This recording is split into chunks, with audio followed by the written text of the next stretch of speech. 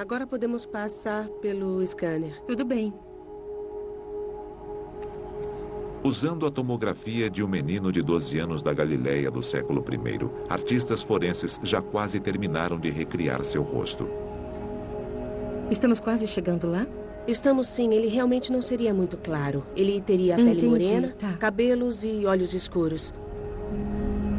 Quando a cor da pele e do cabelo são acrescentados, com base nos dados típicos da região, o retrato final ganha vida. É interessante porque não se parece com nossa visão ocidentalizada do rosto de Jesus.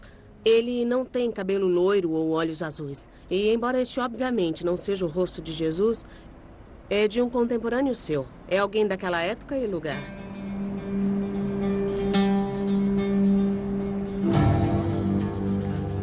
Aquela época e aquele lugar estavam em meio à turbulência de mudanças econômicas e políticas. O efeito da ocupação romana da Terra Santa foi sentido até na Galileia rural. Por volta da época em que Jesus nasceu, os judeus haviam se rebelado contra seus odiados senhores romanos na cidade de Séforis, a apenas 6 quilômetros de Nazaré. Maria e José podem ter visto quando as legiões romanas chegaram e destruíram o lugar. Nos anos que se seguiram, enquanto Jesus crescia, Séforis foi reconstruída pelo rei Herodes Antipas, um títere dos romanos. Nessa região tão escassamente povoada, uma cidade no estilo romano teria se destacado, lembrando a todos da influência crescente do império. A reconstrução de Séforis e o início da romanização da Galileia tiveram influência significativa no tipo de mundo em que Jesus cresceu. Séforis ficava a menos de 1 hora a pé de Nazaré e era o lugar óbvio onde a família de Jesus iria para vender suas mercadorias. Eles eram provavelmente ainda mais pobres que os lavradores camponeses, que pelo menos eram donos de um pedaço de terra. É provável que a mãe e as irmãs de Jesus fizessem tecido e em Séforis havia pessoas com dinheiro para comprá-lo. O dinheiro na época era uma mistura das moedas romana e local. Estamos numa encosta próxima de Nazaré, olhando para Zipori ou Séforis, a maior cidade da região na época. Nazaré é um dos vários vilarejos satélites de Séforis. Esta é uma paisagem que o Jesus histórico teria visto inúmeras vezes durante sua vida enquanto vivia e crescia em Nazaré. A cidade que eles teriam visto está lentamente ressurgindo graças a 25 anos de escavações. Byron McCain caminhou pela rua principal com Jonathan Reed, que é especialista neste sítio e em como a sua arqueologia se relaciona com Jesus. Este é um planejamento urbano abrangente para estabelecer uma cidade de maneira ordenada. E mais que isso, ordenada em termos romanos. Exatamente. Indica romanização. Indica a tentativa de controle da população. Existe uma forma de controle social e também o controle político, que é uma das características das cidades romanas. A marca global de Roma havia chegado às pobres aldeias da Galileia, trazendo construções e engenharia num patamar que seus moradores nunca haviam visto.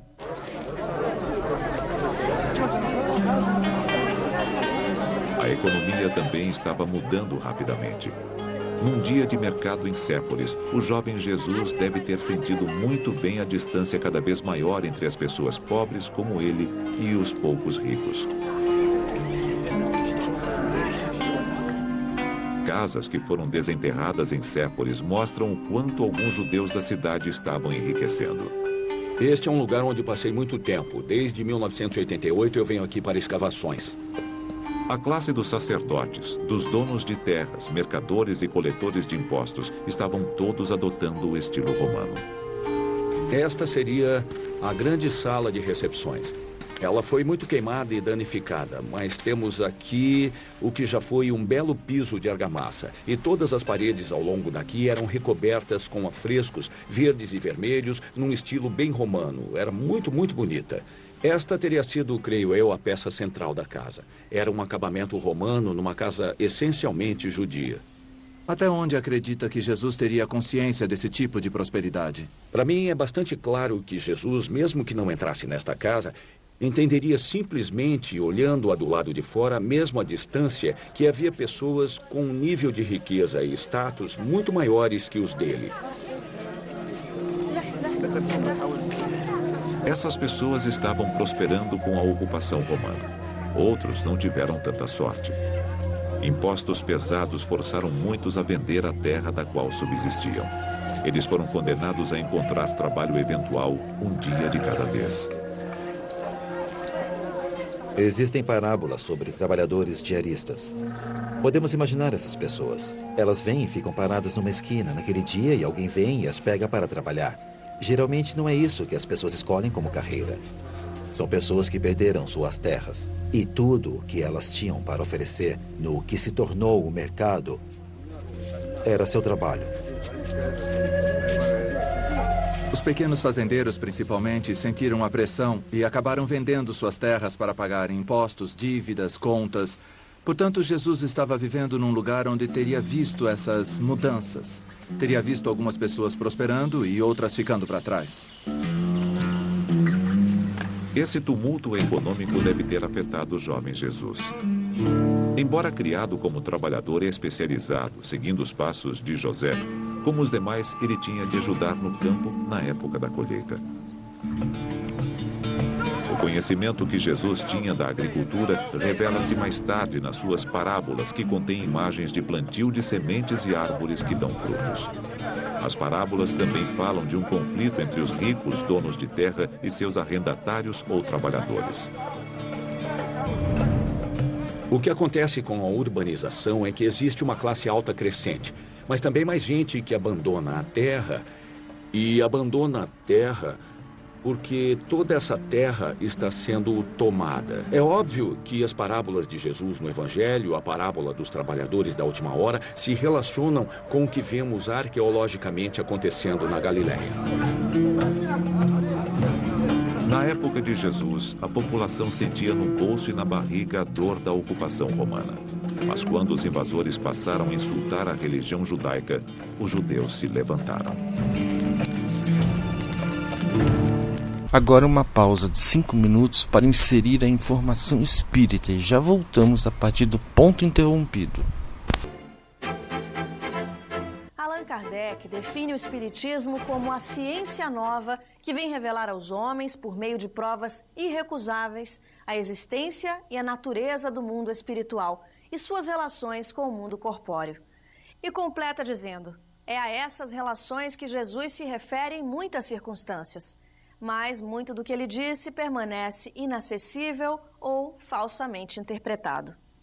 Podemos encontrar nos ensinamentos de Jesus dados sobre a vida espiritual, a reencarnação, a mediunidade, por exemplo? Mas por que essas informações foram suprimidas pelas religiões e só resgatadas pelo Espiritismo muito tempo depois? Jesus é a história de uma vida num tempo tão curto, de 3 anos de vivência coletiva, mas tão fecundo, tão transformadora, que foi capaz de dividir a história antes dele e depois dele. É a figura de maior excelência que podemos considerar, porque ele reformula os códigos do direito e da justiça humana. Porque se antes dele era o não roube, não preste falso testemunho, não adulteres, ele é a figura do sim. E a moral de Jesus, as regras apresentadas por Jesus, estão fundamentadas na pedagogia do amor. E o amor, por consequência, traz o respeito integral entre as criaturas, a convivência solidária, fraterna entre todos os homens e a diminuição do egoísmo, que, segundo ele próprio, realmente é a enfermidade maior da nossa humanidade. Mas por que ele irritou tanto os da sua época? Porque ele foi um reformador, porque foi um despertador de consciências, porque ele convidava ao uso da razão. Ele dizia: não é o sábado o dono do homem, o homem é o dono do sábado. Trouxe o perdão. Se alguém te bater na face direita, oferece a outra. Não é para apanhar, é para perdoar. O perdão que hoje cientificamente está provado cura, liberta, desenvolve o indivíduo. Jesus foi contra tudo o que impedia o crescimento do homem e entrou em choque com os sacerdotes. Entrou em choque também com os romanos, que temiam que surgisse um libertador do povo hebreu. Foi o revolucionário do amor. Eu considero o Evangelho não um evangelho, um código de moral, mas é um código para o homem ser feliz, para ele alcançar a felicidade. Agora, é evidente que ele mostra que a felicidade ela é conquistada através da prática do bem, da caridade, que ele sintetizou em 2 mandamentos. Jesus, na realidade, ele não fundou nenhuma religião. Ele sintetiza em 2 mandamentos. Amarás a teu Deus com todo o teu coração, com todas as tuas forças, e ao próximo como a ti mesmo. E até ele sintetiza dizendo, nisto estão contidos toda a lei e os profetas. A lei, os 10 mandamentos, os profetas. Tudo se resume no amor a Deus e no amor ao próximo. Essa frase encerra um acordo de família universal, onde as pessoas poderão se amar sem restrição, sem limite. O amor verdadeiro, o amor sem egoísmo, o amor parceria, o amor cumplicidade, o amor espiritual. Se pudéssemos resumir o Velho Testamento e o Novo Testamento, nós poderíamos dizer que a lei poderia se resumir em amar a Deus e ao próximo como a si mesmo, como estava posto no Pentateuco mosaico. Mas Jesus é o Espírito que vem e consegue viver isso na amplitude máxima. Ninguém antes dele nem depois dele conseguiu ter essa abrangência de profundidade. Jesus efetivamente consegue ultrapassar todos aqueles que foram os profetas, os emissários que lhe antecederam e depois que lhe seguiram a mensagem altaneira e bela. Ele é tão grandioso porque ele vive o que fala. E quando fala, fala do que vive. Porque quando nós experimentamos um estudo, uma reflexão, é muito difícil colocar na prática. Nós temos informações, conhecimento, mas não temos a sabedoria vivencial. Jesus é o Espírito que passou pela Terra, que teve maior aderência entre mapa e território. Porque aquilo que ele dizia era aquilo que ele fazia. E aqueles que eram os seus contemporâneos, quando veem falando no Sermão do Monte, diziam, ele fala com quem é autoridade.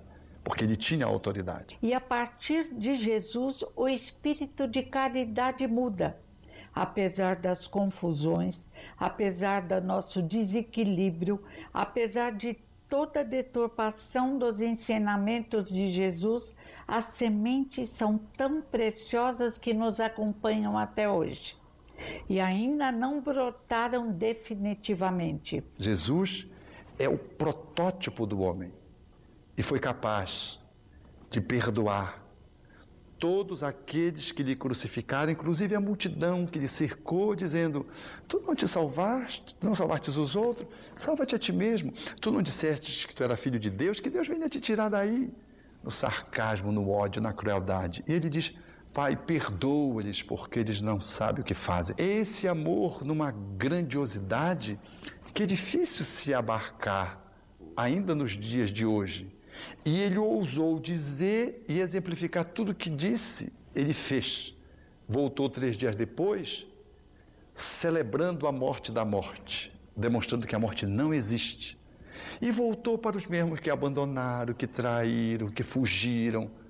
E nenhuma palavra de queixa nos seus lábios bordados de luz. Nenhuma fala que pudesse xingar a mãe de alguém. Apenas amor. Voltou para os mesmos discípulos. Quando Jesus tinha cerca de 12 anos de idade, os romanos fizeram um recenseamento do povo judeu para poder cobrar ainda mais impostos. O decreto gerou uma revolta feroz entre os judeus. Para eles, os impostos deveriam ser pagos apenas para Deus. Mas os revoltosos não eram páreo para as forças de Roma. Ao fim daquela rebelião, como de muitas outras rebeliões contra Roma, milhares foram crucificados como exemplo para a população do que aconteceria se o